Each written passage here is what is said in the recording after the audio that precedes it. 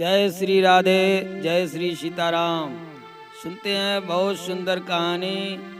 इस कहानी से हमें ये पता लगेगा कि वास्तव में होनी को कोई टाल नहीं सकता है।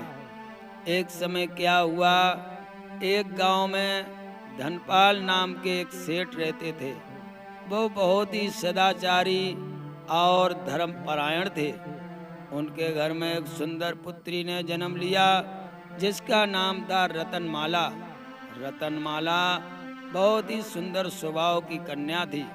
धीरे धीरे वह कन्या जब विवाह के योग्य हो गई तो धनपाल सेठ बहुत ही विचार करने लगे अपनी इस दिव्य कन्या का विवाह कहाँ किया जाए, क्योंकि कन्या में एक महान गुण था।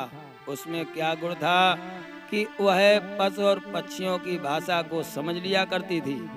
देखने में शील स्वभाव और सुंदर तो थी ही, लेकिन पशु पक्षियों की भाषा का ज्ञान उस कन्या को भली बात था। पशु पक्षी जो भी बोला करते थे वह रत्नमाला उनकी भाषा को समझ लिया करती थी। सेठ धनपाल ने उस कन्या का विवाह दीनानाथ साहूकार के घर में तय किया, जिनके पुत्र का नाम था हरि कृष्ण। हरि कृष्ण भी सुंदर स्वभाव का था। तो सेठ धनपाल ने अपनी बेटी रत्नमाला का विवाह बड़े धूमधाम के साथ दीनानाथ साहूकार के घर में कर दिया। बहुत सारा धन भी दिया और बड़े भाव के साथ अपनी बेटी की विदाई की।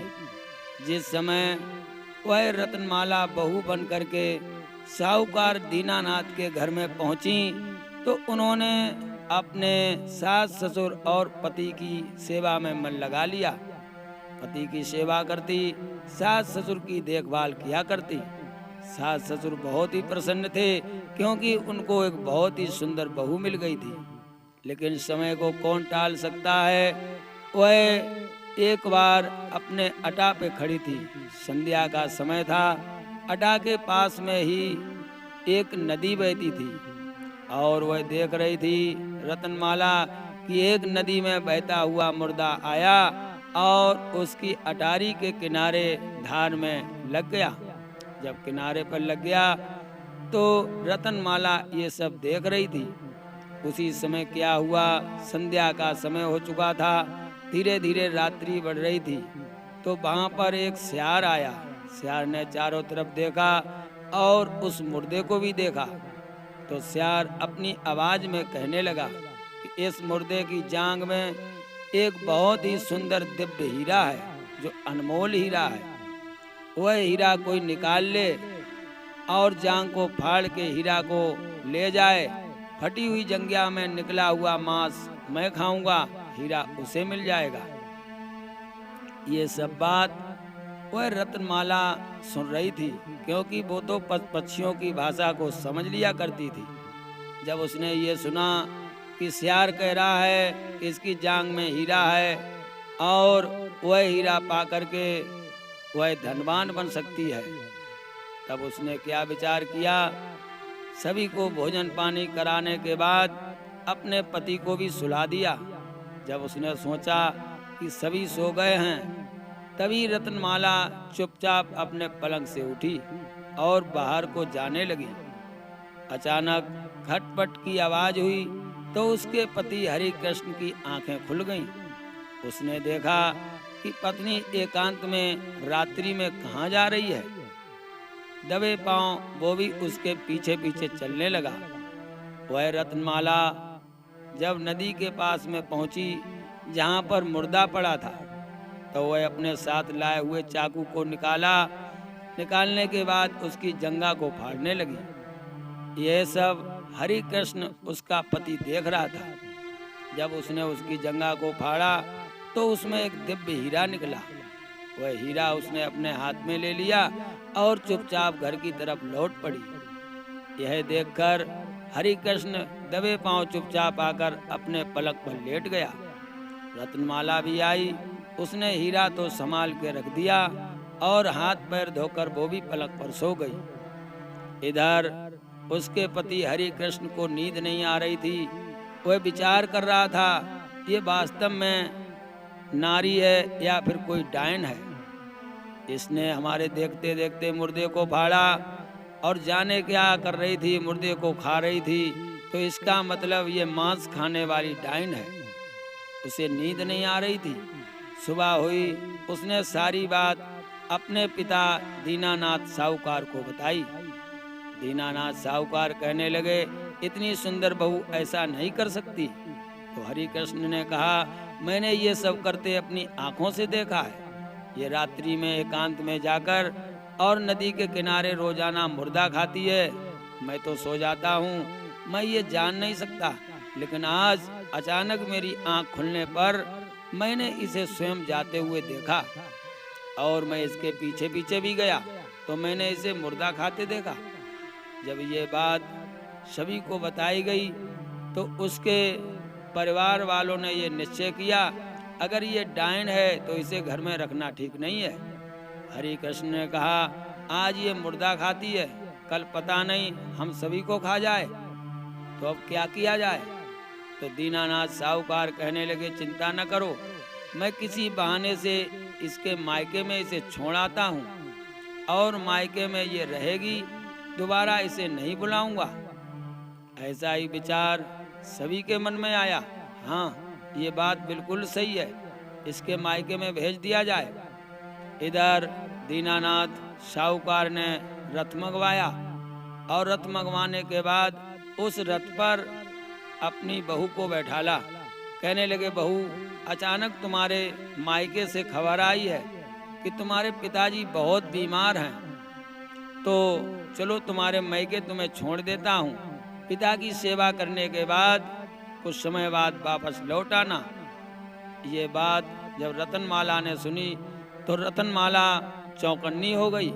उसके मन में विचार आया, लगता है हमें रात्रि में नदी के किनारे जाते हुए किसी ने देख लिया है, वरना हमारे सास ससुर इतनी जल्दी हमें मायके छोड़ने की बात नहीं कहते।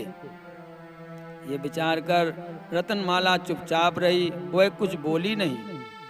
इधर जैसे आज्ञा ससुर ने दी तो रतनमाला तैयार हो जाती है और रथ पर बैठ जाती है।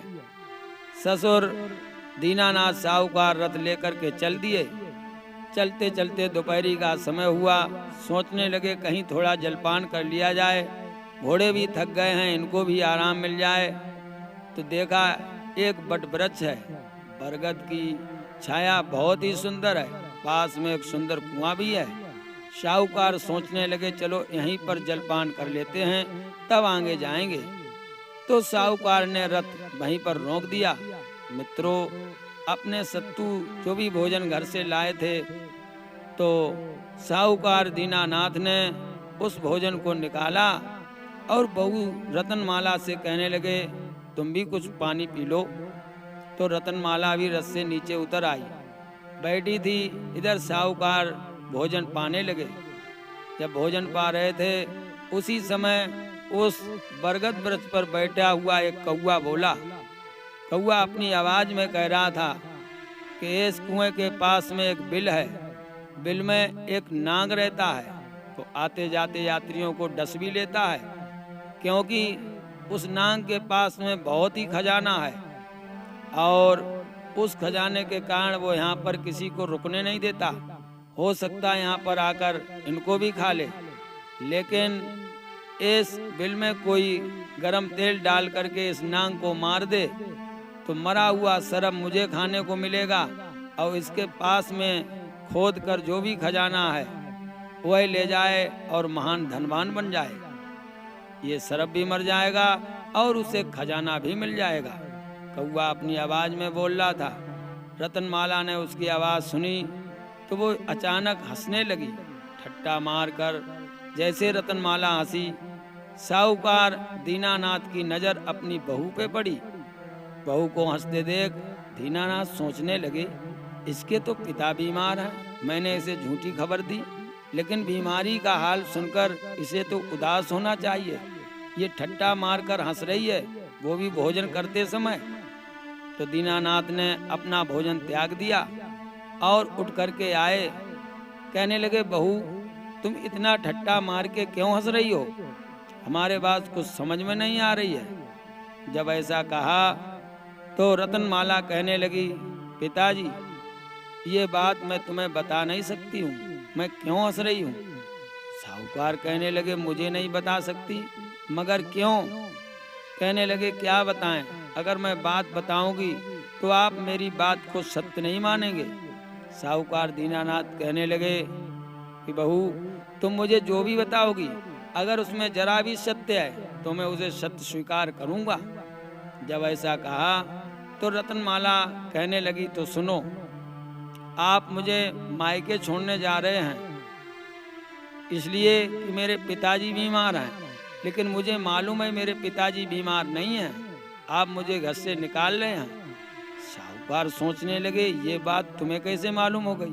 कहने लगी, मुझे तो सब मालूम है, क्योंकि रात्रि में हमारे पति ने मुझे नदी के पास देखा था, इसीलिए।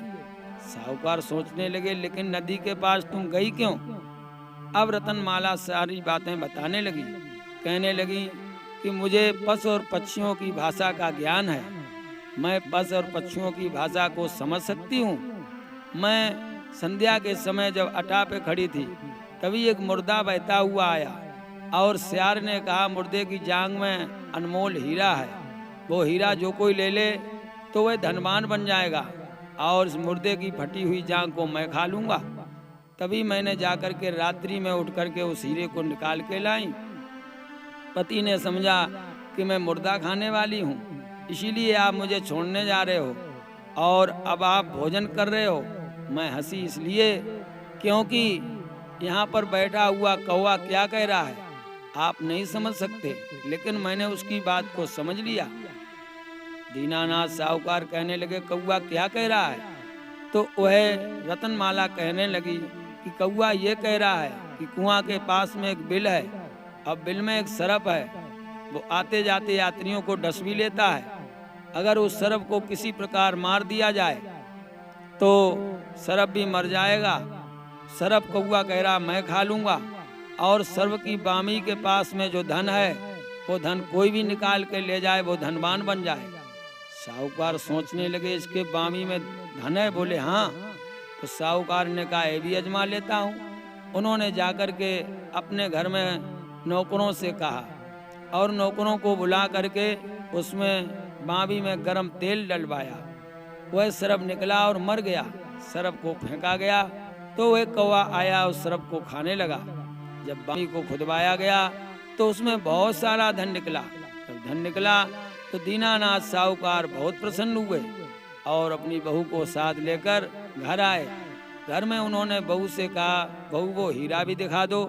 तो वह हीरा ला करके जब रतनमाला ने दिखाया तो सास ससुर और हरि कृष्ण बड़े प्रसन्न हुए। कहने लगे, ये बात तुमने पहले मुझे क्यों नहीं बताई। रतनमाला कहने लगी, मैं कैसे बताती, होनी को कोई टाल नहीं सकता है, इसीलिए किसी ने कहावत में कहा, कछ करनी कछ करम गत कछुक पुरगुले पाप, जम्बुक बोले जा भई का कह रहे काग। ये बात उसने बरगद के नीचे बैठकर जब कही तो ससुर ने इसकी बात का उत्तर पूछा। तब उसने बताया कि जम्बुक ने जब बताया तब तो मेरी ये दशा हुई, और कौवा तुम मुझसे ऐसा कह रहे हो, अगर मैं बामी में हाथ डालूंगी तो क्या होगा, मेरे ससुर क्या सोचेंगे कि ये सर्प भी खा रही है। तो इसलिए हम भेद नहीं बता सकती।